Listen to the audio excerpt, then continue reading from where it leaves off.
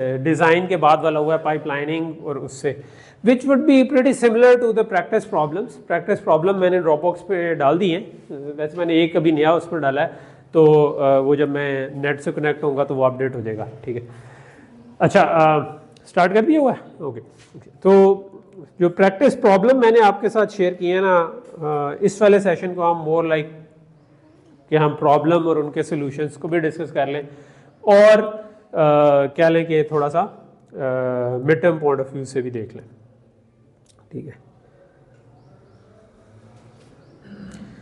तो ये PDF basically मैंने आपसे शेयर की है, इसमें से कुछ तो आपके क्विज वाले ही हैं, ठीक है, लेकिन मोर लाइक के ये इनमें से कुछ जो हैं वो पुराने मिड से हैं जो डिफरेंट जगहों पर लिए गए थे। This is to give you an idea. इतना बड़ा मिड नहीं होगा, इसमें 7-8 सवाल डले हुए हैं। प्रॉबेबली जो मिड होगा it would be more like 5 questions, ठीक है। तो पैटर्न शायद सिमिलर हो कि आपका कुछ हिस्सा होगा शॉर्ट क्वेश्चंस का जिसमें आप छोटे क्वेश्चंस काइंड ऑफ सॉल्व कर रहे होंगे, और कुछ जो होंगे वो स्पेसिफिक से क्वेश्चन होंगे, उनमें से कुछ अभी हम सॉल्व करते हैं, ठीक है। तो मिसाल के तौर पर इसी को हम देखते हैं। तो पहला जो आ रहा है वो क्या है कि जी ये शॉर्ट क्वेश्चन है, what is difference between right through and right back cash policy, ठीक है। सो विच जनरेट्स मोर ट्रैफिक, ये जनरेटेड लिखा हुआ है लेकिन विच जनरेट्स मोर ट्रैफिक कहना चाह रहा हूँ, ठीक है। सो कौन, अगर आपने सही तरह पढ़ा हुआ है तो ट्रैफिक ज़्यादा किस में जनरेट होती है, राइट बैक में या राइट थ्रू में? राइट थ्रू में ज़्यादा ट्रैफिक जनरेट होती है। तो आपने इसमें अभी छोटा 10 नंबर का टोटल है, तो इसका मतलब है मैं टॉकिंग अबाउट के 2 नंबर की 2 लाइनें, जिसमें आप 2-3 लाइनों में आप मुझे बता दें। एक आपने बता दिया कि यार राइट थ्रू कैश वो होती है जो जिसमें जब कैश हिट हो तो आप कैश में भी लिखते हैं, मेमोरी में भी लिखते हैं, और राइट बैक ये होती है जिसमें आप जब कैश हिट हो तो आप सिर्फ कैश में लिखते हैं, मेमोरी में तब लिखते हैं जब डाटा इवेक्ट हो रहा हो। अगर आपने एग्जैक्टली यही लिख दिया तो आपका पहला पार्ट हो गया, और उसके साथ आपने बता दिया कि जो सेकंड सवाल पूछा हुआ था कि कौन ज़्यादा ट्रैफिक करता है, वो भी आपने साथ में किया कि राइट थ्रू जो है वो ज़्यादा ट्रैफिक करती है। 2 नंबर आपके इस पे हो गए, ठीक है। अगला क्या है कि given a fully bypass RISC-V processor write a sequence of 2 instructions that can stall processor for 1 cycle, ठीक है। अगेन ये आपके कॉन्सेप्ट को टच कर रहा है कि अगर आपने फुल बाईपासिंग डाल दी है, RISC-V वाला प्रोसेसर है, फिर भी कौन सी इंस्ट्रक्शन रह गई है कि जो हम 2 इंस्ट्रक्शन लिखे, सिंपल सा सीक्वेंस ऑफ 2 इंस्ट्रक्शन आपने लिखनी है इसके जवाब में, जिससे आपका स्टिल 1 साइकिल के लिए स्टॉल हो जाए। जब इसके 2-3 कॉम्बिनेशन हो सकते हैं, मैं जब सवाल देते हुए जो मेरे जहन में इसका कॉम्बिनेशन है वो ये है कि आप सिंपली लोड वर्ड करें। लेट से मैं कहता हूँ x3 पे लिखवा देता हूँ जो भी x0 + 10, कोई ये मैटर नहीं करता, ये मैटर कर रहा है यहाँ पर एक। उसके बाद मैं कहता हूँ ऐड या कोई एनी इंस्ट्रक्शन जिसमें मैं x लेट से 4 पे लिखवा देता हूँ x3 + x5। तो अब ये और ये कॉमन है, राइट। इसका क्या मतलब हुआ कि लोड होने के बाद ऐड हो रहा है, और हमने जो 5 स्टेज पाइपलाइन पढ़ी थी उसमें मेमोरी एक्सेस एग्जीक्यूट के बाद थी। तो मैंने आपको जब पढ़ाया था तो इस चीज़ पे मैंने एक एम्फेसिस दिया था कि ये वाली जो डिपेंडेंस है ना, ये हमारे केस में अभी भी रिजॉल्व नहीं हुई। जो मर्जी कर लें, क्योंकि जब आप अगली एक जो पहली वाली इंस्ट्रक्शन थी वो मेमोरी एक्सेस स्टेज में है, तो दूसरी एग्जीक्यूट में आई है, तो ये इसके तो बाद आएगा डाटा, तो आप इधर से बाईपास नहीं कर सकते। तो 1 साइकिल का स्टॉल इधर डालना स्टिल पड़ेगा ही पड़ेगा, ठीक है। तो ये जो रीड आफ्टर राइट वाला हैजर्ड है, ये हमारा एक केस रिजॉल्व नहीं होता था। ये केयरफुली अगर आप पढ़ें तो मैंने लिखा हुआ है बोल्ड करके, फुली बाईपास्ड है। इसका मतलब है कि आपने वो जो बाईपास मार्क्स लगाए हुए हैं, यानी अगर अगली इंस्ट्रक्शन पिछली पर डिपेंड कर रही थी, अगर इधर लोड के बजाय ऐड होता तो प्रॉब्लम नहीं था, बिकॉज बाईपास मार्क्स लगाए हुए हमने, ठीक है। लेकिन बाईपासिंग कर भी लें, स्टिल ये वाला एक केस बच जाता है, ठीक है। क्यों बच जाता है? क्योंकि हमारी मेमोरी एक्सेस स्टेज एग्जीक्यूट के बाद है। तो जब वो उसके बाद है तो इसका मतलब है कि जब तक मेमोरी एक्सेस होगी नहीं तब तक आप पीछे तो नहीं दे सकते डाटा। तो ये आपका एक बारीक कॉन्सेप्ट को चेक करने के लिए थी कि आपको ये वाला पॉइंट जहन में है कि नहीं है, ठीक है। अच्छा, ये मैंने गलती से डाल दिया इंटरप्ट्स, नहीं ये मैंने दिया हुआ, ठीक है। Give example of synchronous one synchronous और एक एसिंक्रोनस इंटरप्ट की। ये ऑन लिखा हुआ है लेकिन ये वन है, ठीक है, स्पेलिंग मिस्टेक अभी इसमें है कि एक सिंक्रोनस इंटरप्ट और एक एसिंक्रोनस इंटरप्ट। तो अब हमने जब वो इंटरप्ट्स को पढ़ा था तो उसमें मैंने आपको बताया था कि एक चीज़ होते हैं एसिंक्रोनस इंटरप्ट और एक होते हैं सिंक्रोनस इंटरप्ट। तो एसिंक्रोनस कौन से होते हैं?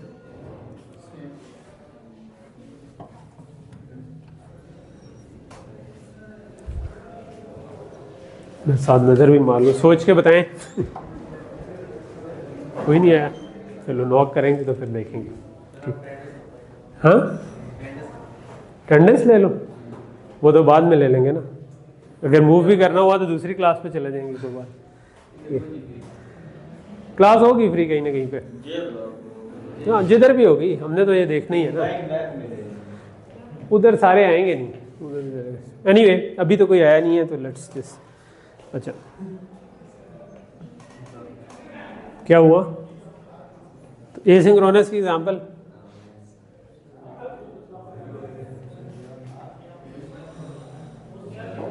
मैंने आपको बताया था कि जो एसिंक्रोनस इंटरप्ट हैं वो कीबोर्ड या माउस या ऐसी चीज़ों से आते हैं जो कि साउंड कार्ड, ठीक है, जो कि प्रोसेसर की अपनी इंस्ट्रक्शंस की वजह से नहीं आ रहे जी, बाहर की वजह से आ रहे हैं। तो आप ये कह सकते हैं कि कीबोर्ड इंटरप्ट एसिंक्रोनस की एग्जांपल होगी, कीबोर्ड इंटरप्ट, हेडसेट एक बार ठीक हो गया। जो सिंक्रोनस इंटरप्ट हैं जो आपकी इंस्ट्रक्शन की वजह से बन रहे हैं, ठीक है, जिस तरह डिवाइड बाय जीरो की वजह से हो गया, ठीक है, तो या पेज फॉल्ट की वजह से हो गया, तो ये आपने बता दिया तो 2 नंबर पक्के हो गए, ठीक है। तो आपने पढ़ना ऐसे है कि आपको वो कॉन्सेप्ट थोड़े से समझ आए हुए हो। तो मैं इधर आपसे वो रटा एक्सपेक्ट नहीं कर रहा कि right a note on something and right a note on something else, ठीक है। बाहर अगर कोई आ गया तो मुझे बता देना, कोई चातियाँ मार रहा हो तो वो बेचारा वो शर्मा शर्मी मुझे कह ना रहा हो तो मैं पूछ लूँगा उससे, ठीक है। अच्छा, what problem we face in base and bound scheme, ये नहीं है रेलेवेंट, ठीक है। सो ये क्रॉस कर दें क्योंकि बेस एंड बाउंड स्कीम जो है हम इसके आगे जो वर्चुअल मेमोरी का नेक्स्ट टॉपिक करने लगे हैं उसमें हम करेंगे, तो इसको हम इग्नोर कर दें। For a directly map cache how can we avoid conflict message without, ये भी क्रॉस कर दें क्योंकि ये हमने अभी विक्टिम कैश पढ़ना था जो दरमियान में नहीं पढ़ा, तो ये भी बीच में से क्रॉस कर दें, डी और ई पार्ट ये, क्योंकि मैंने अभी क्लास में आने से पहले पिछले वाले किसी मिड टर्म से उठाया था तो उसमें ये हम पढ़ चुके थे मिड टर्म तक, तो दैट शोज कि आप लोग स्लो जा रहे हैं। ओके, सो क्वेश्चन 2 पे आ जाते हैं। क्वेश्चन 2 क्या कह रहा है कि आपके पास एक प्रोसेसर डिज़ाइन कंपनी है और वो कंफ्यूज एंड डिसाइडिंग कि कौन सी ऑप्शन बेहतर है, ठीक है, और ये 2 ऑप्शन नीचे दी हुई हैं, ठीक है, और आप क्योंकि कंप्यूटर आर्किटेक्चर के चीते हैं तो आपको उन्होंने कहा है, ये टास्क दिया है कि यार तुसी दसो, ठीक है। तो ये ना हो कि नीम हकीम खतरा जान हो जाए, आप रैंडमली चलो टॉस करते हैं ये एक जवाब हो सकता है, टॉस करके देख लें, ठीक है। सो पहली ऑप्शन ये है, अब इस पर गौर करें, a fast small cache with single cycle hit time but with a miss rate of 10%, ठीक है।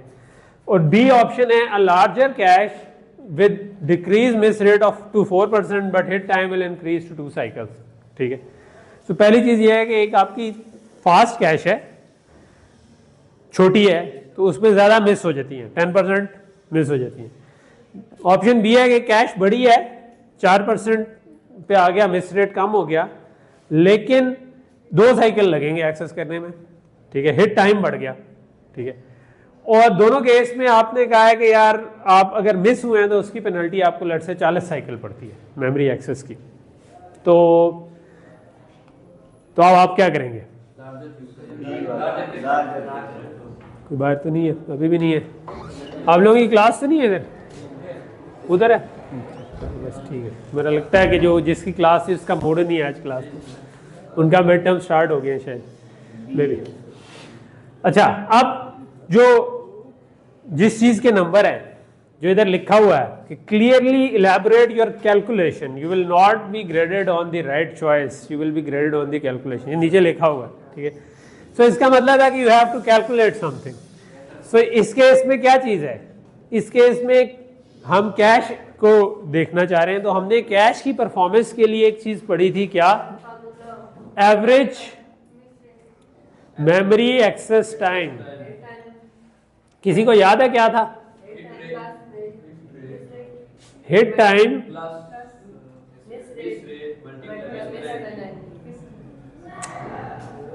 ये याद है या देख के बताएं?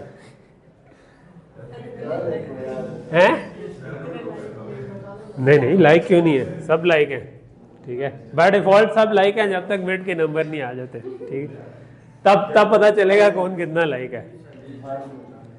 हाँ, नहीं, मिड में पता चल जाएगा मुझे, ठीक है। बाकी फाइनल में कोई इम्प्रूव कर ले तो अच्छी बात है, लेकिन वो फिर आप अपनी ख्वाहिशों में ही बैठे होंगे।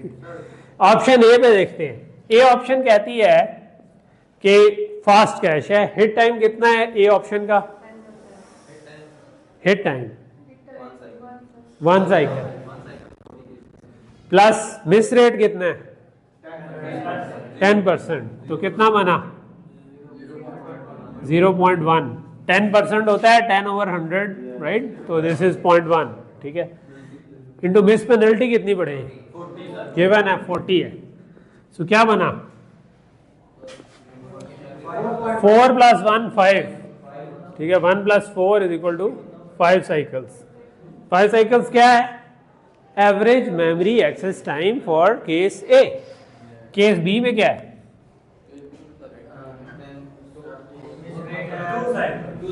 2 साइकिल हिट टाइम है प्लस मिस रेट कितना है? 0.04। 4/100 0.4 नहीं होता, 0.04 होता है। इसलिए ये याद रखना, पता चलेगा उस तरह गलती करके बैठ गए कि अच्छा ठीक है, जब आप 4/100 करेंगे तो दिस इज 0.04, ठीक है। ये 0 बड़ा इंपॉर्टेंट, पता चल जाएगा जब चेक होकर आएंगे। कॉन्सेप्ट की नंबर है ये सारे, ठीक है। तो ये मल्टीप्लाई करके देख लेते हैं। 4 चौके 16 हो गया, ठीक है। मैं 0 ना मिस कर दूं, इसके लिए मैं कैलकुलेटर पे कर लेता हूँ, ठीक है। 0.04 × 40 1.6। This is 2 + 1.6। कौन सा बेहतर है? पहला या दूसरा? दूसरा बेहतर है, क्योंकि एवरेज मेमोरी एक्सेस टाइम, ठीक है। ये 2 लाइनें लिखनी तो देखो आराम से आपके नंबर आ गए। बट इन 2 लाइनों के लिए आपको क्या पता होना चाहिए? फॉर्मूला नहीं, आपको ये कॉन्सेप्ट पता होना चाहिए कि इसकी वीडियो होगी, इसकी तस्वीर बनाने की जरूरत नहीं, अपलोड कर दूंगा, बना रहे आप अगर पुराने वाले देखेंगे तो उनमें भी करवाई हुई है, ठीक है। तो इसलिए टेंशन न ले, ठीक है। ओके, यहाँ तक चीज समझ आ गई? सो बेसिकली आपको दोनों ऑप्शंस में चूज करने के लिए ये पता होना चाहिए कि यार मैं चूज कैसे करूं। तो आप कंप्यूटर आर्किटेक्चर पढ़े हैं तो आपको पता होना चाहिए कि average memory access time is the measure, जिससे पता चल सकता है। तो ये अब आप अगर करेंगे तो वो जो प्रोसेसर डिजाइन कंपनी, आप उसको कहेंगे यार ये चीज़ लगती है मुझे, ठीक है। वो कहेंगे कि शाबाश आप मुझे चीते लग रहे हैं, आप आ जाए, ठीक है।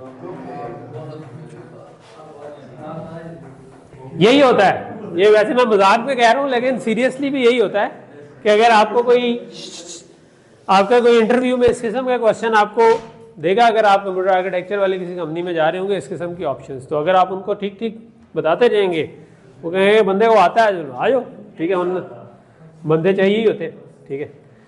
अगले पे आ जाते हैं, ठीक है। अगले 2 तकरीबन एक ही तरह के मैंने 2 ऑप्शन दी हुई है, तो इनमें से एक को सॉल्व कर लेते हैं, ठीक है। इसी से कोई सिमिलर सा जो है वो मैं आपको असाइनमेंट में भी अभी दे दूंगा, ठीक है, ताकि आपकी एक और प्रैक्टिस हो जाए। सो क्वेश्चन 3 में आपको क्या हुआ कि अज्यूम अ 2-वे सेट।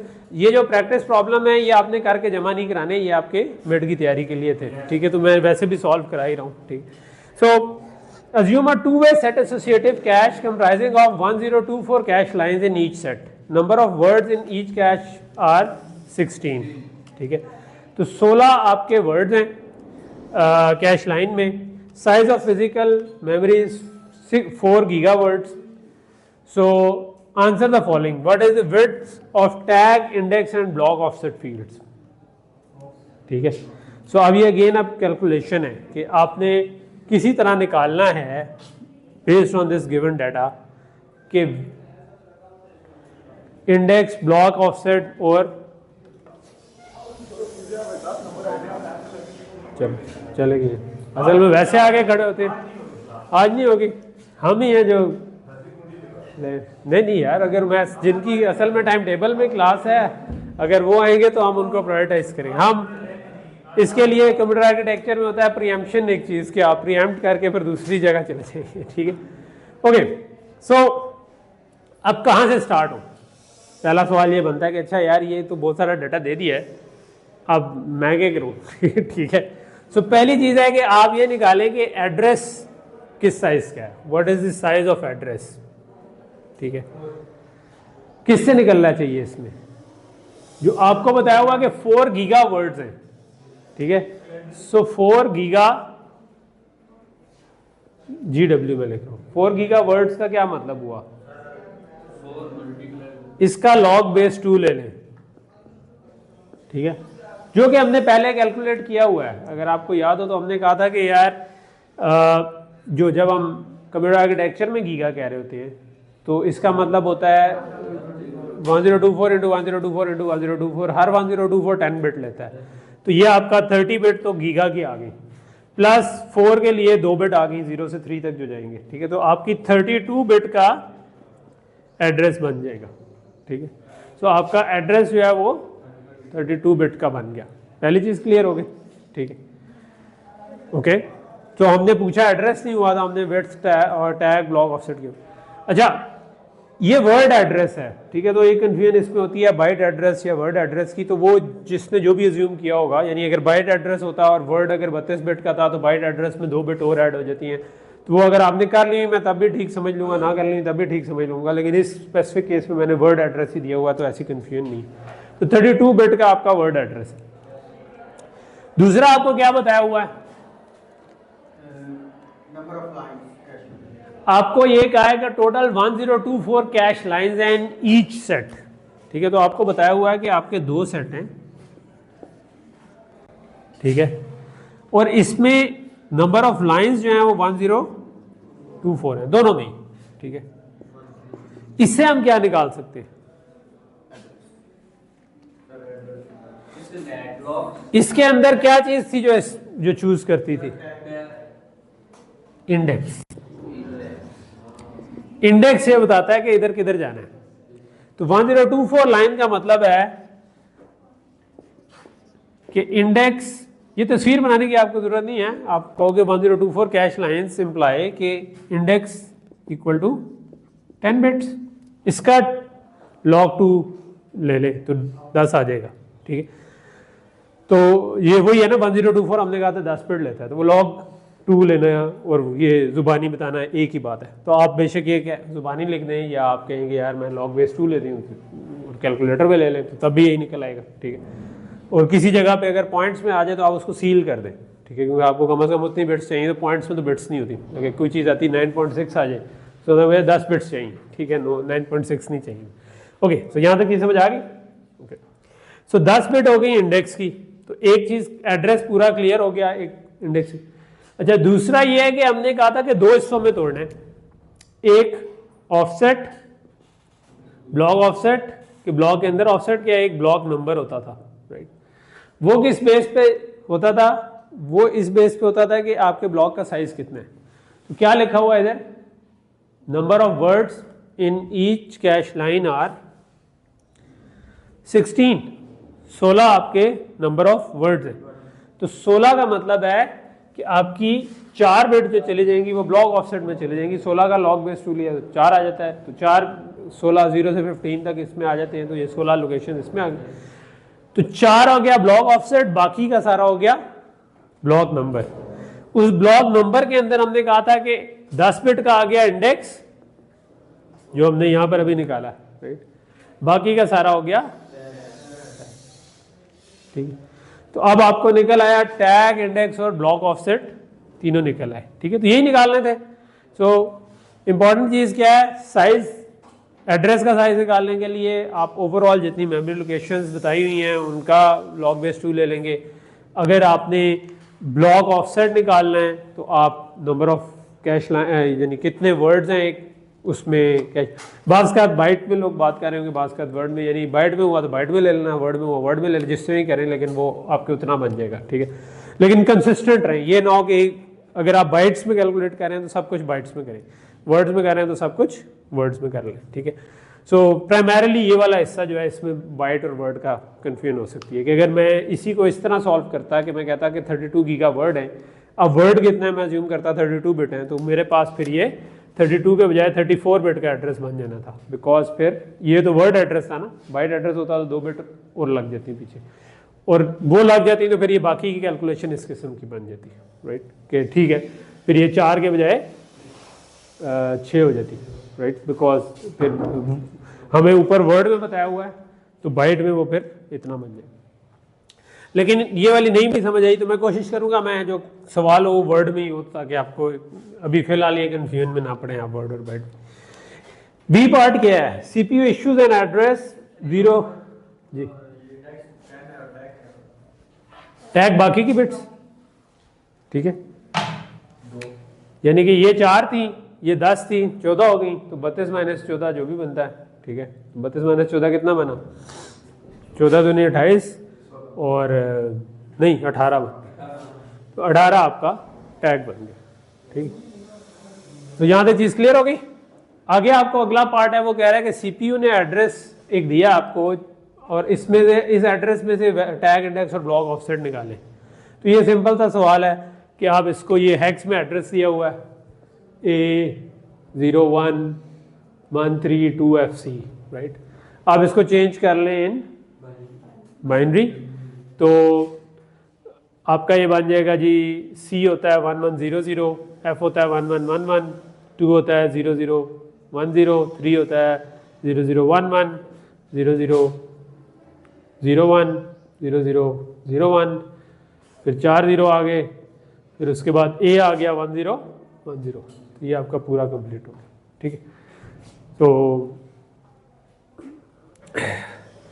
ये आप कैलकुलेटर पे भी कर सकते हैं या उस पर भी कर सकते हैं, लेकिन जो इम्पोर्टेंट पॉइंट है वो ये कि इसमें से 4 बिट जो है वो आपकी हो गई ऑफसेट की, फिर आपके बाद 1 2 3 4 5 6 7 8 9 10 ये आपका इंडेक्स हो गया, ठीक। तो आपने ये लिख दिया कि जी ये आपका ऑफसेट है, ये आपका इंडेक्स है और ये आपका टैग है, तो ये आपके अगले पार्ट के नंबर आ गए, ठीक है। और अगर बाइट होती तो आपने इसको ही आगे कर देना था, अगर आप उसको बाइट एड्रेस समझ रहे होते तो फिर आप कह लें कि 6 ले लेते, लेकिन जो भी करें वो साथ लिखा हो कि नहीं मैं बाइट एड्रेस समझ रहा हूँ, ठीक है। ये नहीं होगा कि ना लिखा हो तो मैं खुद कुछ अज्यूम नहीं करूँगा, खुद मैं वर्ड वाली चीज़ अज्यूम करूँ। ओके, सो यहाँ तक चीज़ क्लियर होगी, कुछ सवाल पूछने लगी थी। हाँ, रफली इस तरह से मिलते जुलते, थोड़ा बहुत चेंज भी हो सकते हैं, मतलब ऑब्वियसली चेंज तो होंगे, ये सवाल तो नहीं आएंगे ना, ठीक है। लेकिन ये है कि मैं आपको कह दूंगा ये 1024 की कैश है, मैं सेट एसोसिएटिव के बजाय डायरेक्टली मैप दे दूं, ठीक है, तो फिर डायरेक्टली मैप में भी आपको ये निकालने की ऑप्शन आनी चाहिए। मैं तो ये यानी सारी चीज़ों आपके इसके कॉम्बिनेशन आप कर सके डिफरेंट, ठीक है। अच्छा, सो मिसाल के तौर पे हम अगला पार्ट कर लेते हैं तो उससे थोड़ा सा और क्लियर हो जाएगा। अब मिसाल के तौर पे अगले सवाल सी पार्ट में क्या किया हुआ है, we want to modify this cache to a 4-वे set associative cache with 512 cache lines, ठीक है। What will be the modified bits of address, tag, index and block offset field. तो हमने कहा कि ये जो हमारे पास दो 1024 के थे, इनको हम 4 बना देते हैं, राइट। तो ये 512 इसको भी 2-2 हिस्से कर देते हैं, तो अब ये 4-वे सेट एसोसिएटिव होगी। अब आपके क्या वैल्यूज होंगी for the same things, tag, index, block offset की, ठीक है। इससे जो चेंज आई वो क्या हुआ, इंडेक्स 512 ये बन गई है, तो इंडेक्स जो है वो 10 के बजाय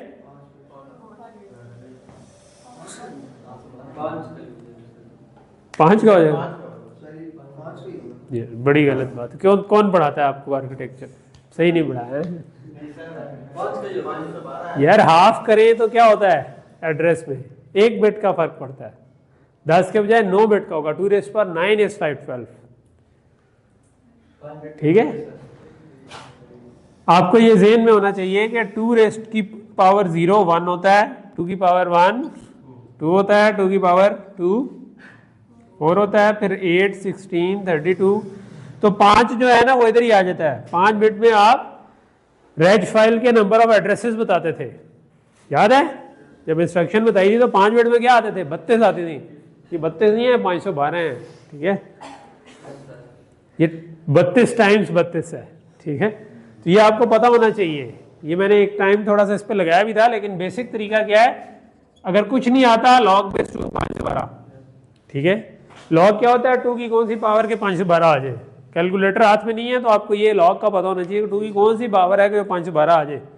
2 की पावर आप ये लिख देंगे, रफ पेपर, रफ जगह पे लिखना शुरू कर दें। अच्छा 2, 4, 8, 16, 32, 64, उसके बाद क्या आएगा? 128, उससे आगे, उससे आगे, उससे आगे, यहां तक आपको बस पता होंगे नंबर, बाकी तो इसी के मल्टीपल ही है ना। इसको 1K कह देते हैं हम, ठीक है?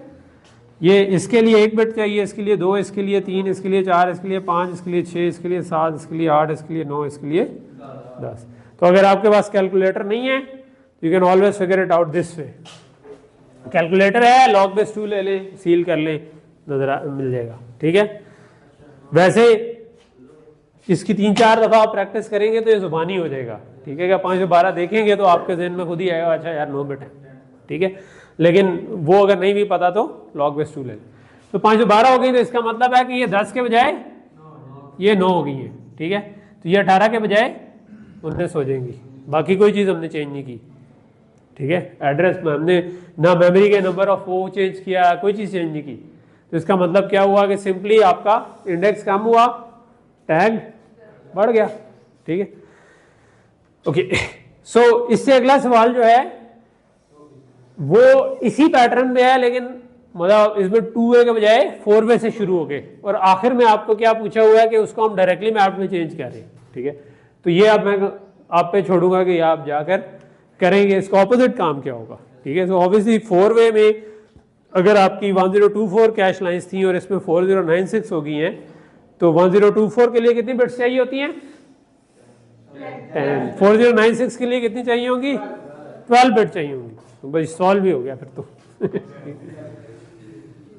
5वें में मैं जरा बाद में आता हूं। ये आपका, ये आपके क्विज वाले हैं, ठीक है? क्विज में 2 तरह के आए थे, ठीक है? इसी से मिलता जुलता कोई आपको आ जाएगा कि यार कोड लिखो वेरिलॉग का, सिस्टम वेरिलॉग, ठीक है? तो सिस्टम वेरिलॉग कोड है, इसको आप अगर गौर से ऊपर पढ़ें क्या लिखा हुआ है, write system Verilog code for following circuit, code should be written inside a module, input and output should be shown, clock and reset are not shown. इसका मतलब क्लॉक और रीसेट भी है इसके अंदर, लेकिन दिखाए नहीं है सिंप्लिसिटी के लिए, ठीक है? कामरान बोर्ड पर ही आप, तो लेट्स से कि मैं जल्दी से इसका लिखने की कोशिश कर लेता हूँ, ठीक है? तो हमने क्या लिखना है, एक आपको कहा है कि एक मॉड्यूल लिखना है, ठीक है? सो मॉड्यूल, ठीक है, इसका कोई नाम दे दें, ठीक है? सो ये आपको लग रहा है कि ठीक है, कुछ भी, मैं सिंपल डिजाइन कह देता हूँ इस वक्त, ठीक है? और उसके बाद क्या था, ब्रैकेट शुरू थी, ब्रैकेट एंड थी, उसके बाद आपने इनपुट और आउटपुट लिखनी थी, ठीक है?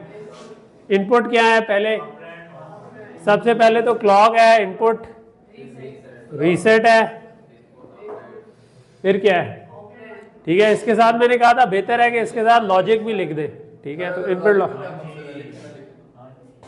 अभी लिख लें, बाद में मकसद पे आएंगे, ठीक है? अभी टाइम थोड़ा कम रह गया है। हाँ नहीं, बाद में आएगा, पहले नहीं आएगा। इनपुट लॉजिक दिस थिंग, ठीक है? उसके बाद आपका आ गया जो असल में आ रहे हैं, क्लॉक और रीसेट थे, इनपुट लॉजिक, ऑपरेंड 1 का बताया हुआ है कितने बिट का है, 31 डाउन टू 0। तो ये सीक्वेंस अब आपने याद रखना है। तो ये कोड लिख कर आना था, असाइनमेंट खुद करके और फिर उस पर क्विज दे के, लेकिन अगर आपने वो नहीं किया तो अब जाके वो असाइनमेंट खुद करें और क्विज वाला भी खुद करें, ये वाला तो आएगा। ये अगर आप इसका सिर्फ लिखा हुआ देख लेंगे आपको लगेगा मुझे सब कुछ आ गया, लेकिन जब आप लिखने बैठेंगे तो फिर आप कोई चीज़ आगे की पीछे पीछे की आगे कर देंगे, तो दैट्स वाई खुद करना है, ठीक है? इसी तरह input logic 31 down to 0, operand 2, और क्या आ गया, इनपुट लॉजिक ओपी सिलेक्ट, ठीक है, ऑप सिलेक्ट आ गया आपका, अंडरस्कोर था, और क्या है output, output logic 31 down to 0 data out. जी लिखा हुआ डाटा इन, नाम लिखे हुए हैं ना, ठीक है, नाम ना लिखे हो तो आप नाम उनको दे दें, कोई मसला नहीं, नाम लिखे हो तो फिर वो वाले नाम यूज करें। हाँ जी ठीक है, ओके। आखिरी वाले के आगे कॉमा नहीं आता, ब्रैकेट मैंने यहाँ बंद कर दिए, यहाँ कर दें, बाद में कर दें, ब्रैकेट बंद होगी, ठीक है, और आखिर में एंड मॉड्यूल आएगा, ये ध्यान में रखें, ठीक है। कोड लिखते हुए ये फायदा होता है, आप लिखें वो खुद ही नीचे जाता जाता है, लेकिन कागज पे लिखते हुए भूल सकते हैं, तो ध्यान। क्लॉक और रीसेट ऊपर ब्रैकेट में लिखा है कि शो नहीं किए हुए, लेकिन ऑब्वियसली इसके अंदर रजिस्टर एग्जिस्ट कर रहा है ना, तो जो रजिस्टर है हम चाहते हैं कि वो बाय डिफॉल्ट वो रीसेट पे 0 हो जाए, ठीक है, ताकि बाद में हम वो काम करें। इसके अंदर कोड लिखना है, तो लेट से कि मैं रजिस्टर बनाना चाहता हूं, तो रजिस्टर बनाने के लिए क्या करते हैं, always ff at posedge clock, ठीक है, बाद लोग यहीं पे बिगिन रख के नीचे एंड लिखते हैं, बाद इधर बिगिन इधर एंड लिखते हैं, जिस तरह आप लिखना चाहिए, ठीक है। इफ रीसेट डाटा आउट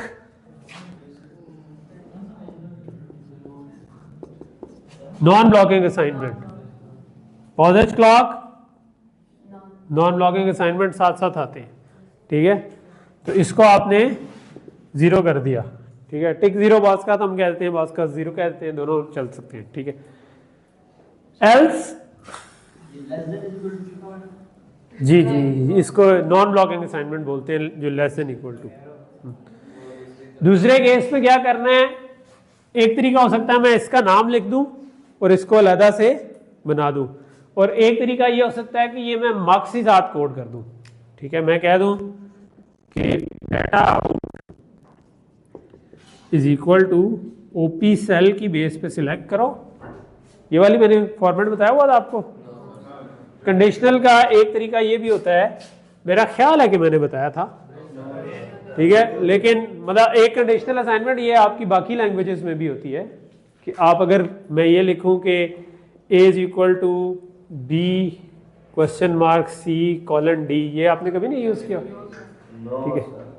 अच्छा, बहरहाल ये भी एक होती है, मैं भी बता देता हूँ, ठीक है। इसका मतलब क्या है कि अगर ये ट्रू है तो ये साइन हो जाएगा इसको, अगर ये फॉल्स है तो तब ये साइन हो जाएगा, ठीक है। लेकिन क्यों, तो इधर अगर मैं ये लिख रहा हूँ तो मैं ये सिंपल ये कह सकता हूँ कि अगर ओपी सिलेक्ट 1 हो, तो मैंने इधर 1 0 नहीं लिखे हुए, तो जो भी ज्यूम कर लें, तो मैं ये कह दूंगा कि operand plus operand 1 plus operand 2, और फिर मैं उधर से पता नहीं आ रहा है कि नहीं, उसके बाद ये कॉलन और ऑपरेंड 1 माइनस ऑपरेंड 2, ठीक है। ये लिखूंगा, इधर एंड डालूंगा, इधर एंड मॉड्यूल डालूंगा, तो ये खत्म हो गया, ठीक है, दैट्स इट। लेकिन अगर आपको ये वाला सिंटेक्स नहीं आता तो आप क्या करेंगे, आप ये कर सकते हैं कि आप जो ये रजिस्टर की इनपुट आ रही थी, आपने इसको कोई नाम दे दिया, लेट्स से मार्क्स आउट नाम दे दिया, राइट, ठीक है। तो आप इधर फिर लिख देंगे ऑप्शन 2 में कि यार this is equal to marks out, ठीक है, ये लिखना है। तो इसका मतलब है कि मुझे इधर कहीं पे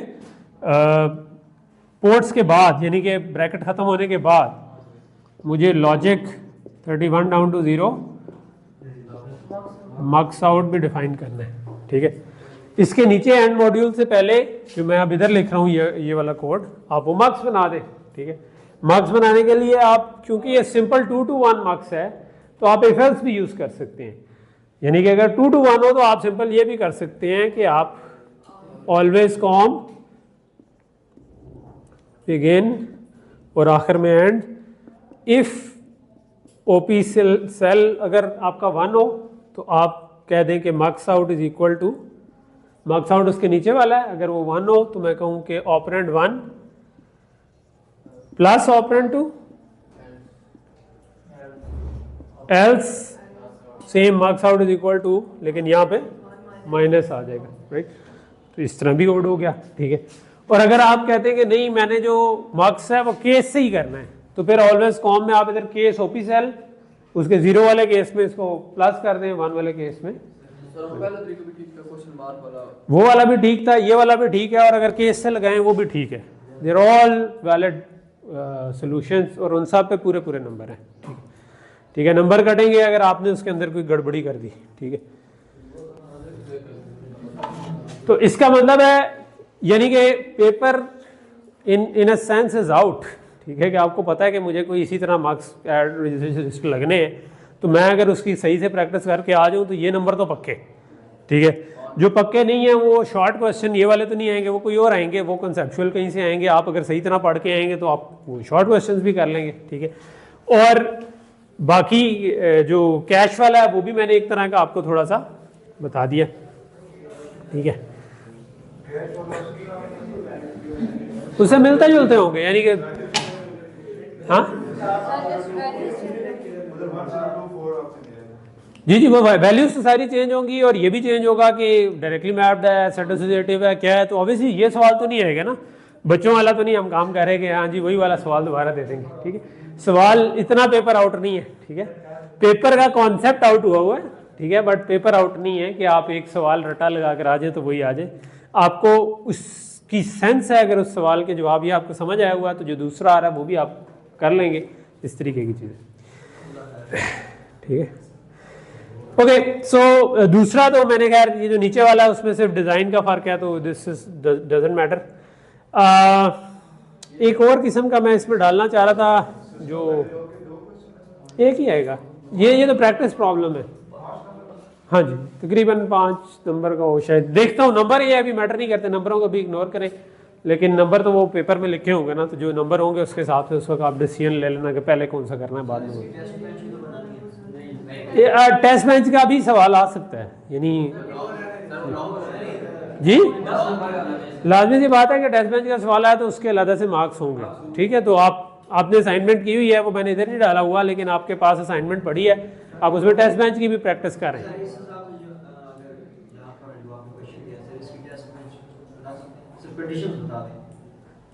आपने ऑब्वियसली क्लॉक जनरेट करना है, और आप कहें कि यार मतलब जिस तरह असाइनमेंट में था कि आपने रैंडमली कुछ वैल्यूज देकर चेक करना है, तो आप शुरू में ऑपरेंड 1 और ऑपरेंड 2 की एक वैल्यू दें, ओपी सेल की 0 वैल्यू दें, फिर ओपी सेल की 1 वैल्यू दें, और ऑपरेंड 1 ऑपरेंड 2 की कोई और वैल्यू दे दें। तो वो यानी कि वो आप 3-4 वैल्यूज दे के चेक कर लें, ठीक है। तो ये तो आप ट्राई कर सकते हैं। इसकी तो बेस्ट प्रेपरेशन है कि आप ये कोड लिख के एक्चुअल में भी चला के देख लें, ठीक है। तो वो एक सिस्टम एरलॉग आपके पास है, उसमें चला के भी देख लें, ठीक है। एक जो इसमें कवर नहीं हुआ वो जो मैं डिस्कस करना चाहूँगा, वो मैं कोशिश करूँगा कि इसमें अगर मुझे कोई पुराना मिल गया तो मैं डाल दूँ, ठीक है। क्योंकि वो मैं पूछना चाहूँगा कि जिस तरह ये वाला सवाल था ना, कि जिसमें आपको एक सिनेरियो दिया हुआ था कि आप चूज़ कर रहे हैं कि यार फास्ट कैश है या वो कैश है, तो उसमें क्या करें। इस किस्म का ना पाइपलाइनिंग के हिसाब से भी सवाल बनता है, ठीक है। कि मैं अगर आपको कहूँ कि मैंने लेट्स से कि मैं आपको ऑप्शन ए और ऑप्शन बी दे दूं कि एक प्रोसेसर है वो 3 स्टेज पाइपलाइन का है, एक और प्रोसेसर है वो 5 स्टेज पाइपलाइन का है, ठीक है। और जो आपका 5 स्टेज पाइपलाइन वाला प्रोसेसर है उसमें आपका क्लॉक स्पीड इम्प्रूव हो जाती है विद अ सर्टेन लेवल, लेकिन मैं लेट्स से उसके अंदर कोई ऐसी चीज़ डाल दूं कि उसमें मल्टीप्लायर नहीं है, ठीक है। सो फॉर एग्जांपल मैं बना लेता हूँ, ठीक है। सो लेट्स से कि आपका ऑप्शन ए है कि आपका 3 स्टेज पाइपलाइन है, और आपका इसके साथ मल्टीप्लायर भी एग्जिस्ट करता है इसी के अंदर, ठीक है। और लेकिन साइकिल टाइम जो मैंने दिया हो वो लेट से इसमें आपका 10 नैनोसेकंड का, ठीक है। और ऑप्शन बी में मैंने कहा कि आप 5 स्टेज लगा दें, पाइपलाइन प्रोसेसर की बना लें, नो मल्टीप्लायर, ठीक है।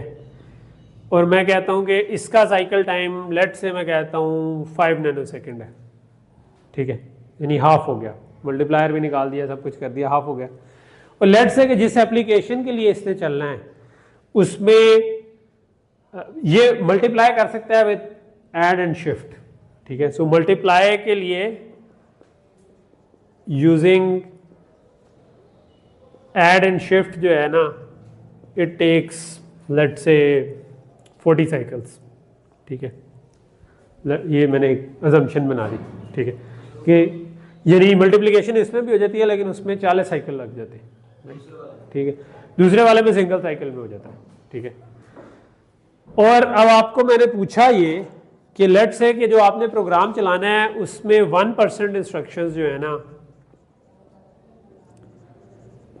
वो, या मैं 1 के बजाय 0.5% या कोई भी परसेंटेज दे दूं, आर मल्टीप्लिकेशन, ठीक है। तो कौन सी ऑप्शन बेहतर है? ठीक है, आयरन लॉ हमने एक पढ़ा था, ठीक है। तो आयरन लॉ जो पढ़ा था वो क्या था? इंस्ट्रक्शंस पर प्रोग्राम इनटू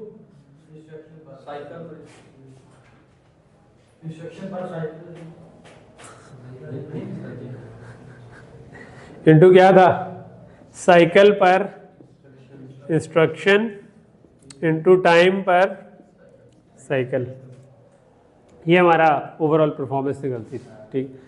अच्छा, हमें एक्चुअल प्रोग्राम की लेंथ तो नहीं बताई हुई, लेकिन हम लेट्स, क्योंकि हमने परसेंटेज में बताया हुआ, तो हम कहते हैं दोनों में हम 100 साइकिल लेट्स अज्यूम कर लेते हैं कि प्रोग्राम जो है ये 100 का है, क्योंकि इससे ज़्यादा भी हुआ तो उसी हिसाब से स्केल हो जाएगा। और इसमें एक इंस्ट्रक्शन जो है आपकी वो मल्टीप्लाई की आ गई, ठीक है। तो अब ऑप्शन ए में अब जाकर आप चेक करेंगे कि क्या होगा।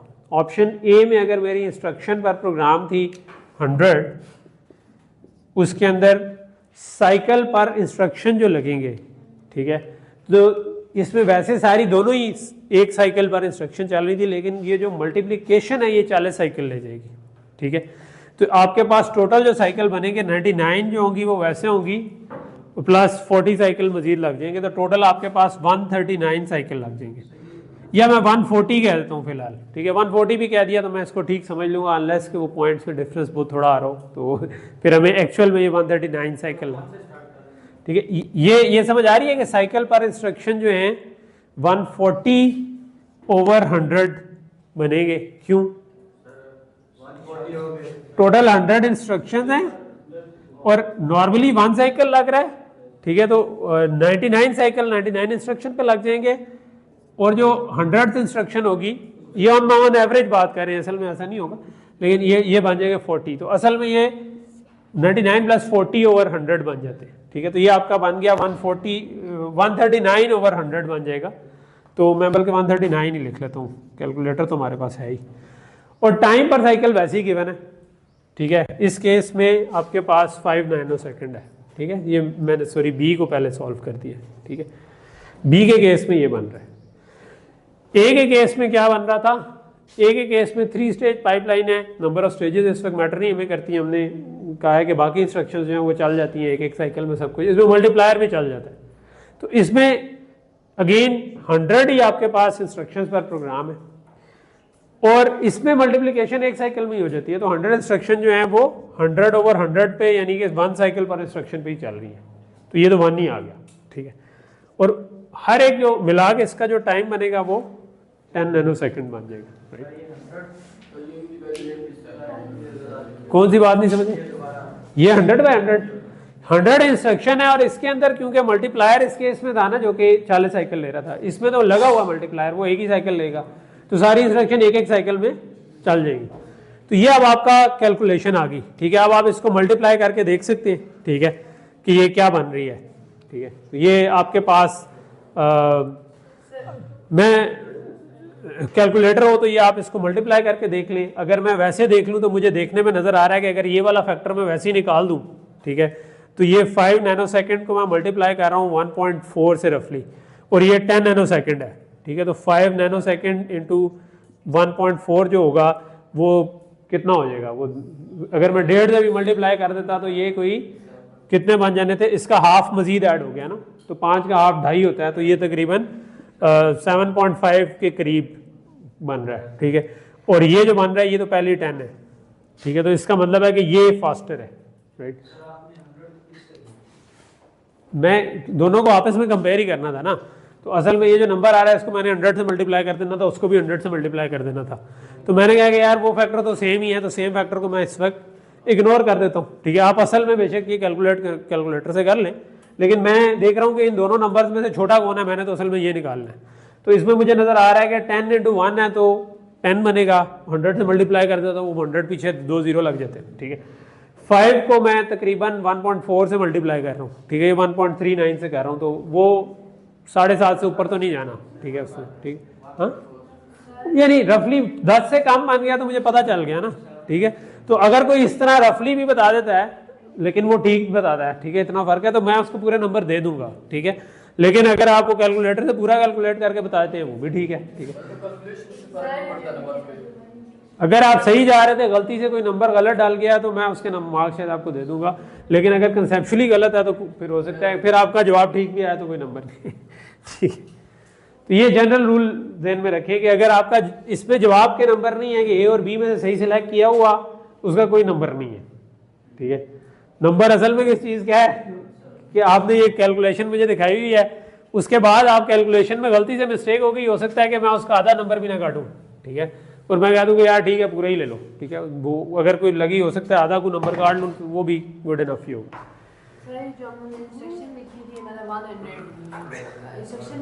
हाँ जी जी जी, ये मैंने अज्यूम किया है क्योंकि हमें परसेंटेज में दिया हुआ था ना कि 1% इंस्ट्रक्शंस जो हैं वो हैं, तो मैंने कहा लेट्स अज्यूम कि वो 100 हैं। अगर आप उसको कोई भी नंबर अज्यूम कर लें, उसमें से 1% निकाल के उतने मल्टीप्लिकेशन में ऐड कर लें, वो ठीक है, ठीक है, तो वो कोई मसला नहीं, क्योंकि वो उसी हिसाब से स्केल हो रहा है ना। तो जनरली अगर कंपैरिजन में दो चीज़ें हैं वो एक ही हिसाब से स्केल हो रही हैं, इसको भी 10 से मल्टीप्लाई कर रहे हैं, उसको भी 10 से कर रहे हैं, उसको भी 20 से कर रहे हैं, उसको भी 20 से कर रहे हैं, तो कोई फर्क नहीं पड़ता ना। जो बड़ा है वो बड़ा ही रहता है, जो छोटा है वो छोटा ही रहता है। तो इसलिए वहां पर हम 100 अज्यूम करें या ना करें उससे कोई फर्क नहीं पड़ता। अच्छा, now coming back to the question 5, ठीक है। तो ये क्वेश्चन 5 डिजाइन प्रॉब्लम था थोड़ा सा। तो यहां पर आपको कहा हुआ है कि ये पाइपलाइन RISC-V आर्किटेक्चर है जिसमें कोई स्टॉल नहीं है, कोई फॉरवर्डिंग लॉजिक नहीं लगी हुई इस वक्त। सादा जो हमने पाइपलाइन बनाई हुई है लेकिन कुछ स्टॉल या कोई और चीज ऐड नहीं की हुई, ठीक है। We want to add only one bypass path from write back stage to first operand of decode stage, ठीक है। Design complete logic include control signals mention for the bypass path. अच्छा, तो पहला ये है कि जी ये नीचे देखें तो ये एक स्टैंडर्ड सी तस्वीर डली हुई है, ठीक है। ये क्योंकि थोड़ा पुराना उठाया हुआ उसमें ये थोड़ी सी फर्क थी, 1 भी वापस जा रहा था, तो मैं आपको दूंगा तो ये थोड़ी सी डिफरेंट होगी, क्योंकि RISC-V की पुरानी स्पेक में हमेशा जो जंप एंड लिंक था वो रजिस्टर 1 पे लिखवाता था, नई वाली में वो रजिस्टर 1 पे ज़रूरी नहीं है, आप किसी भी रजिस्टर पर लिखवा सकते हैं, ठीक है। तो अब आपको ये कहा हुआ है, सवाल एक क्या है कि आपने एक ऐड करना है बाईपास पाथ, ठीक है। बाईपासिंग या फॉरवर्डिंग पड़ी थी तो ये उसके कॉन्सेप्ट को चेक करने के लिए, और वो बताया कि एग्जीक्यूट से उठाकर डिकोड के पहले ऑपरेंड पे, सो डिकोड के बाद ये ऑपरेंड ए आ रहा है, ये ऑपरेंड बी आ रहा है। हमने देखा था बाईपास मार्क्स इधर लगते हैं, तो पहली चीज ये है कि इधर आपका एक मार्क्स लगेगा, पहले का है तो इसका मतलब है कि ये जो ए के पीछे आपको एक मार्क्स लगाना पड़ेगा। एक उसी तरह डाटा आ रहा होगा, एक ये जो एग्जीक्यूट स्टेज थी जिसमें डाटा जा रहा था, यहां से उठाकर आप इधर बाईपास पाथ, ठीक है। तो पहली चीज है कि जो हार्डवेयर के डिजाइन में चेंज है वो क्या है कि आपने इस जगह पर एक मार्क्स लगाना है, इसका एक कंट्रोल सिग्नल बनेगा, ठीक है। तो दैट्स द ट्रिकी पार्ट, ठीक है।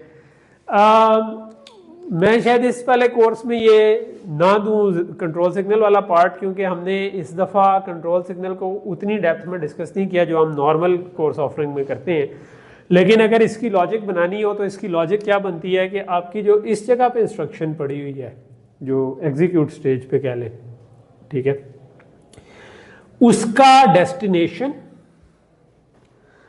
और जो इस वक्त डिकोड में पड़ी हुई है, तो आपकी डिकोड वाली इंस्ट्रक्शन का सोर्स 1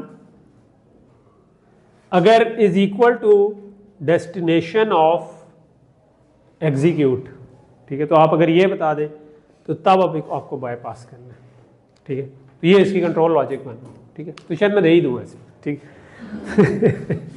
बताएं।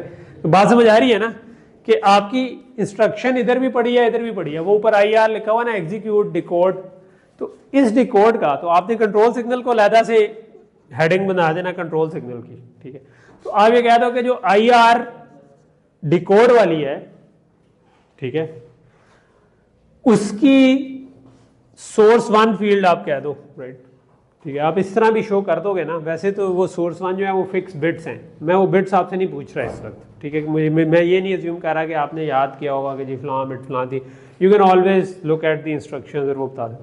तो अगर उसका सोर्स इज इक्वल टू, यानी कि सोर्स 1 ये वाला होता है जो ए वाला रजिस्टर था, अगर ये मैच करता है जो आपकी इंस्ट्रक्शन एग्जीक्यूट पे पड़ी हुई थी उसकी डेस्टिनेशन से, यानी वो जिस पर लिखवा रही थी और मैं जिस पर रीड कर रहा था, अगर वो सेम है, इसका मतलब है कि इस बाईपास पाथ से उठा लो, वरना आप स्टॉल करते, ठीक है। तो ये आप इस तरह की इसकी लॉजिक बना सकते हैं। तो ये कंट्रोल लॉजिक बनी।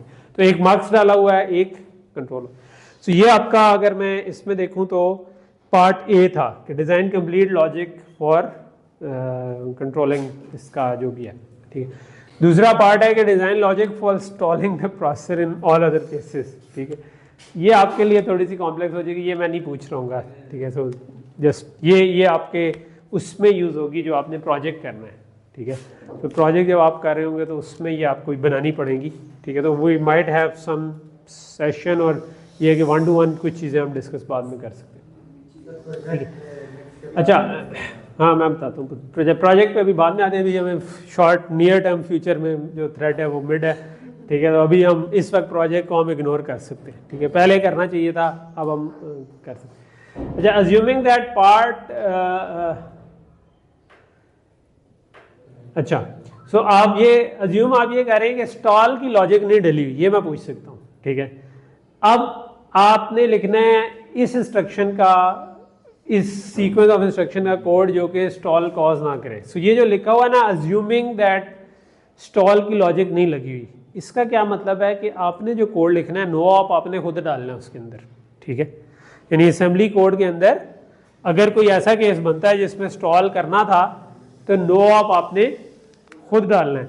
तो अब आप फिर ये वाला काम तो हमने किया हुआ है, B+C × D का असेंबली कोड लिख दिया, लेकिन अब जहां पर डिपेंडेंस बनती है, जहां पर आपको एक साइकिल का वेट करना है, वहां पर अगर आपको नो ऑप आपने खुद डाल ले, तो ये आपने फिर बैठ के कैलकुलेट करना है कि पहले लोड वर्ड की है तीनों, ठीक है, क्या उतने साइकिल हो गए कि जितने साइकिल में डाटा आ गया था।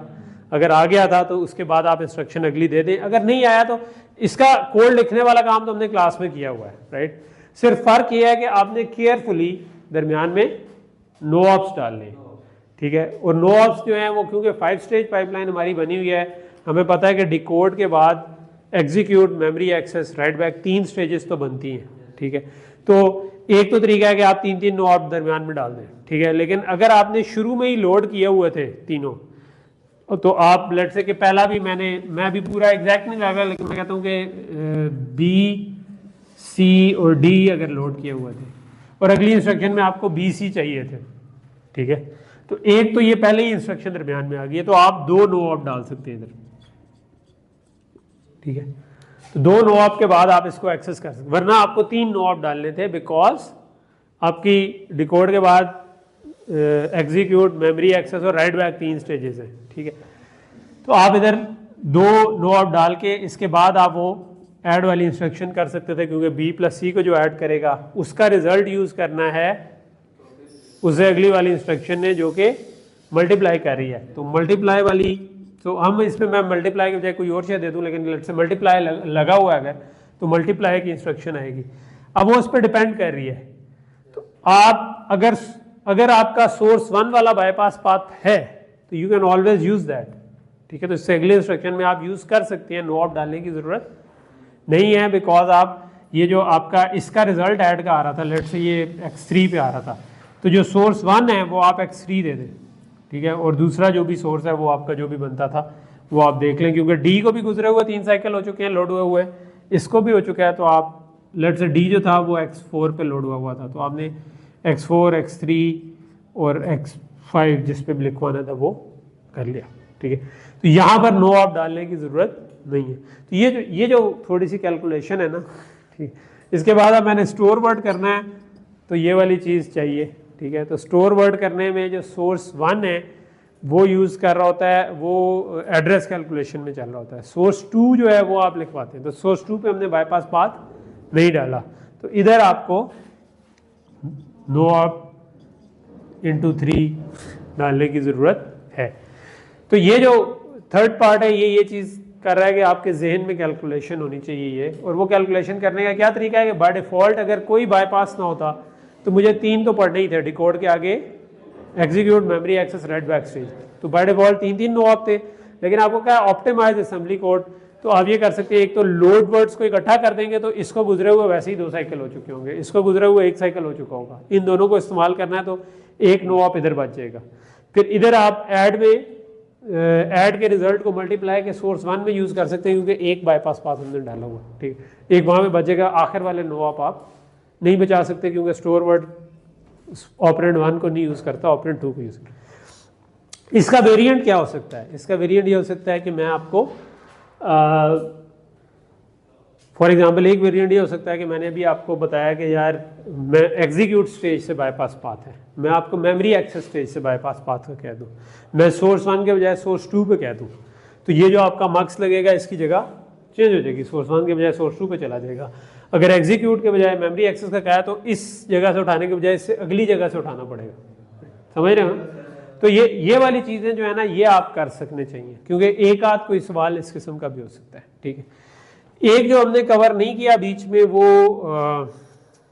चलो हमारे पास 5 मिनट और हैं उसमें हम कर लेते हैं, वो ये वाली असाइनमेंट का था। ये मैं पूरा नहीं कर सकता बिकॉज एक असाइनमेंट अभी ड्यू है, मगर this is a simpler one. इसके अंदर आपको क्या है मैं इसका थोड़ा सा वेरी करके कोई बना देता हूँ, ठीक है।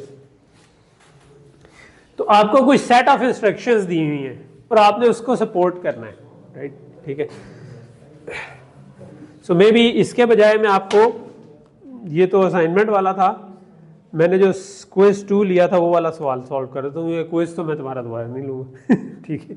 एक क्विज में एक आध का मार्जिन होगा, मेरी कोशिश होगी कि अगर मैं 5 क्विज लिए हैं तो मैं उनमें से बेस्ट 4 ले लूँ। एक उसमें थोड़ा सा मसला ये है कि CLO शीट जो हमारी है ना उसमें शायद मुझे पॉसिबल ना हो, लेकिन I'll have to figure it out कि मैं कैसे करूँगा। तो जनरली मैं ये करता होता हूँ कि एक आध का मार्जिन हो जाए, किसी को जेन्युइन रीज़न होता है और समथिंग। अगर किसी का जेन्युइन रीज़न है और वो मुझे जो भी लीव ऑफिस से अप्रूव करके वो दे देता है तो क्या नहीं करते? कौन गया? कौन एडवाइजर? वो कह रहे हैं लीव ही नहीं मिलती। HOD के पास गए आप? क्यों नहीं लीव मिलती? भाई एक बंदा है उसका जेन्युइन मसला हो गया तो लीव क्यों नहीं मिलेगी उसे? भाई 50 मसले हो सकते हैं, किसी का वालिद फोत हो जाए, किसी का कोई और हो जाएगा, उसे लीव ही नहीं मिलेगी। नहीं ऐसे नहीं होता, ठीक है। नहीं मिल जाती, स्कूल नहीं है। मैं जहाँ पे पढ़ा था वहाँ हम यूनिफॉर्म पहन के कॉलेज जाते थे, यूनिवर्सिटी जाते थे, वो फौजियों का था, ठीक है। तो वो स्कूल था, ठीक है। हम जब स्कूल में थे ना तो वहाँ पे आज़ादी थी काफ़ी। यूनिवर्सिटी में गए तो होता है ना ग्रे पैंट वाइट शर्ट पहन के टाई लगा कर आपने पहुँचना है क्लास में, चाहे आपका दिल कर रहा है या नहीं कर रहा। तो ये वाला जो है ये स्कूल नहीं है, आप बड़ी ऐशी में है, ठीक। ओके, सो ये वाला कुछ कर लेते हैं, ठीक है। तो इसमें आपको क्या किया हुआ है, इसमें आपको सो 2 वेरिएंट हो सकते हैं। एक ये कि आपको इंस्ट्रक्शन सेट का कोई कुछ ना बताया गया हो, उसमें आपको ये खुद बतानी होगी। तो अब मिसाल के तौर पर जो मोटे मोटे उसमें फैक्टर हैं वो ये कि आपको एक ऑप कोड की फील्ड तो रखनी ही पड़ती है, ठीक है। तो अगर आपके जितने ऑपरेशन हैं, मिसाल के तौर पर 2 ऑपरेशन कहे हुए हैं तो कम से कम 1 बिट चाहिए होगी। 0 पे एक ऑपरेशन हो जाएगा, 1 पे दूसरा हो जाएगा। अगर 4 हैं तो ये 2 बिट चाहिए होंगी। तो ऑप कोड की मिनिमम आपका उससे बन जाएगा। फिर आपको अगर रजिस्टर एक्सेस हो रही हैं तो जितने रजिस्टर हैं उससे निकलेगा कितनी बिट चाहिए। 32 रजिस्टर हैं तो इसका मतलब है 5 बिट काफ़ी होंगी। अगर 16 रजिस्टर हैं तो 4 बिट काफ़ी होंगी। अगर 8 हैं तो 3 बिट काफ़ी हैं। तो मैं 8 रजिस्टर के हिसाब से कह दूं तो आपको 3 बिट फिर उसके लिए लगानी होगी, ठीक है। तो उसके हिसाब से फिर आपका सोर्स 1 सोर्स 2 बन जाएंगे। तो ये जो फिट इन करना है ये आपको आना चाहिए, क्योंकि इस किस्म का क्वेश्चन डेफिनेटली आएगा, ठीक है, कि जिसमें मैं आपसे ये पूछूंगा कि ये सिनेरियो है, इसका ज़रा डाटा पाथ बना के दें, ठीक है। डाटा पाथ जो बनाना है उसमें कुछ चीज़ें तो पक्की पक्की हैं ना, कि आपका यानी प्रोग्राम मेमोरी लग रही है, कहीं पे रेज फाइल लग रही है, ठीक है, तो इधर से आपको निकालना है तो आपको कुछ पीसी में ऐड करने का मैकेनिज्म चाहिए। अगर ब्रांच की इंस्ट्रक्शन नहीं है तो सिंपल ऐड करते जाएं, इधर से जो इंस्ट्रक्शन आएगी उससे रीड करना है, तो ये सही सही जो बिट्स आपने बनाई हुई हैं वहीं से आप उठा रहे हैं, ठीक है। तो ये आपका काइंड ऑफ हो गया। अगर सिंपल ऐड सब्ट्रैक्ट हैं तो इधर लेट्स से मैं ALU बना देता हूँ और यहाँ से मुझे वापस राइट, तो ये तो हो गई, ठीक है। अगर डाटा मेमोरी का कहा हुआ है तो साथ आगे डाटा मेमोरी लगी। तो ये हम डिटेल में गए हुए हैं, इसको ज़रा सही तरीके तैयार करके आए तो ये इंशाल्लाह आपके ये वाले सवाल भी हो जाएंगे।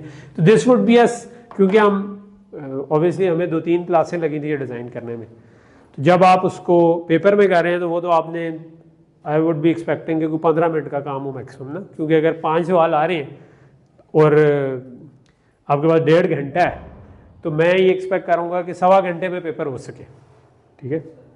तो 1.25 घंटे में 15-15 मिनट जो है ना वो आप एक सवाल को दे रहे हो एट मैक्स, उससे ज़्यादा आपका ना लग रहा हो, बाकी के 15 मिनट आपके उसको रीचेक करने में, या कोई किसी एक में बंदा फंस जाता है वो लंबा हो जाता है। तो मेरा जो रफ फार्मूला होगा वो ये होगा कि आपके 5 सवाल हों, 15-15 मिनट एक्सपेक्ट मैं करूँगा कि आपके लगे, आप भी उसी हिसाब से चल रहे होंगे। आपको कोई मुश्किल लगता है तो आप जो आसान है और जल्दी हो सकता है उसको जल्दी कर लें। जो सिंपल से रूल हैं, मार्कर के कोई नंबर नहीं है, ठीक है, पहले ही मैं बता दूं। ये जो है फूल बूटे बनाए हो, कोई सफाई के कोई नंबर नहीं है, ठीक है। अच्छा है, साफ सुथरा हो, देखने में मुझे आसानी होगी, सर नहीं दुखेगा, लेकिन मैं उसके नंबर कोई नहीं है, ठीक है। अगर सर दुखा या ना दुखा, अगर आपका डिज़ाइन ठीक है तो नंबर है, नहीं है तो नहीं है, ठीक है। तो इसलिए don't waste your time in writing questions. Question लिखने का कोई नंबर नहीं है, लिखें आंसर 1, आंसर 2, आंसर 3, एक ही बॉल पॉइंट से सारा सॉल्व कर दें, कोई मसला नहीं है। किसी चीज़ किसी मार्कर शार्कर के कोई नंबर नहीं है। आप यूनिवर्सिटी लेवल पे हैं, आप स्कूल लेवल पे नहीं है कि आपने अगर वो मार्कर से ऊपर सवाल लिखा होगा तो उसका कोई नंबर होगा। तो जो मेरी एडवाइस है वो ये है कि आप अपना टाइम को एफिशिएंटली यूटिलाइज करें। Don't waste time in writing questions and everything. लिखें आंसर, जो भी आपको चौथा सवाल पहले करना है, आप लिखें आंसर 4 और उसको सॉल्व करना शुरू कर दें। क्या करें, जो आपका शॉर्टेस्ट क्वेश्चन जो मैक्सिमम मार्क्स दे सकता हो, जो आपको लगता हो कि मैं इसमें कॉन्फिडेंट हूँ, स्टार्ट विद दैट, उसको जल्द अज जल्द मुकाएं फोकस के साथ, ताकि आपके पास आखिर में उन सवालों के लिए मैक्सिमम टाइम हो जो कि आप कर सकते हैं। अगर आपको फील हो रहा हो कि एक सवाल नहीं आता, इसका मतलब नहीं है कि आप हिम्मत छोड़ दें। आप अगर लेक्चर में बैठे हुए थे, कुछ सुना हुआ था, कुछ ना कुछ याद आ जाएगा, ठीक है। कुछ ना कुछ उस वक्त आप एज अ डिज़ाइनर तैयारी करके गए होंगे तो सोच लेंगे। तो ये नहीं होता कि जो आपको अभी डायरेक्शन नज़र नहीं आ रही तो आपको 5 मिनट सोचने के बाद भी नहीं आएगी। अल्लाह मियां ने दिमाग ऐसा बनाया हुआ है कि जब हम एक चीज़ पे फोकस करते हैं तो थोड़ी देर में आपके कनेक्शन ऑटोमेटिकली बिल्ड होना शुरू हो जाते हैं, ठीक है।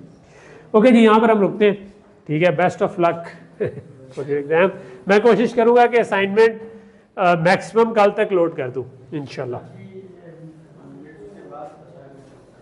असाइनमेंट का ये फ़ायदा हो जाएगा कि आपका तैयारी हो जाएगी।